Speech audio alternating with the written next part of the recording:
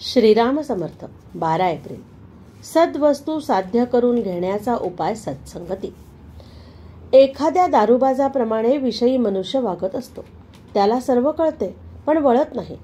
एकीकडे स्वतःला तो परमात्म्याचा अंश म्हणवितो आणि दुसरीकडे विषयांच्या आहारी जातो. खरोखर भक्तीशिवाय सर्व काही वाया आहे. संतांजवळ राहावे आणि भक्तीचे साधन करावे.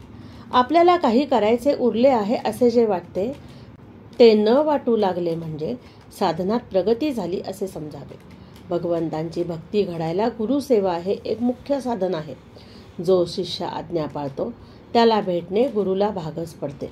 वास्तविक गुरु मनात काही इच्छाच येऊ देत नाही. म्हणून कामधेनूपेक्षाही गुरु श्रेष्ठ आहे. अत्यंत तळमळीशिवाय भगवंताचा योग शक्य नाही.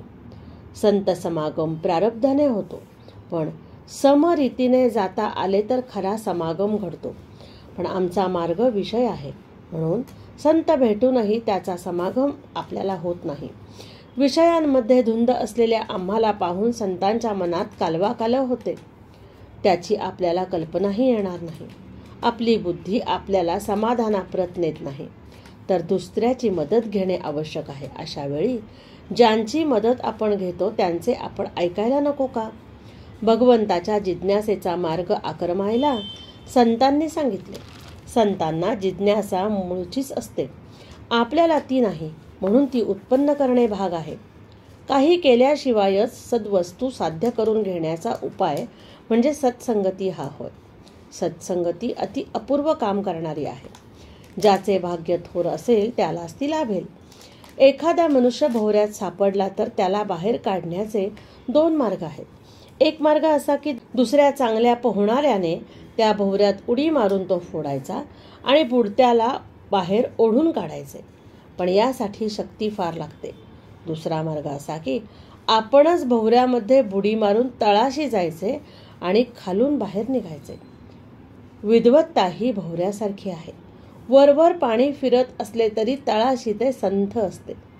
तसे जे लोक वरवर विद्या शिकतात ते वादाच्या आणि मतांतराच्या चक्रात सापडतात, पण ते खोल तळाशी जातात त्यांना खरे काय ते आपोआप कळते आणि ते सगळीकडे एकच असते. विद्येच्या भोवऱ्यामध्ये सापडणाऱ्यांना बाहेर ओढून काढण्याचे काम फार मोठ्या संतांचे असते. शहाण्याने त्या भानगडीत न पडावे. हजारो लोक भगवंताच्या नामाला लावणे हे खरे संतांचे काम होय. आजचे बोधवचन: कोणत्याही सत्पुरुषाची परंपरा रक्षण केली पाहिजे, त्यात आपले घुसडू नये. जय जय रघुवीर समर्थ. जानकी जीवन स्मरण. जय जय राम. श्रीराम जय राम जय जय राम.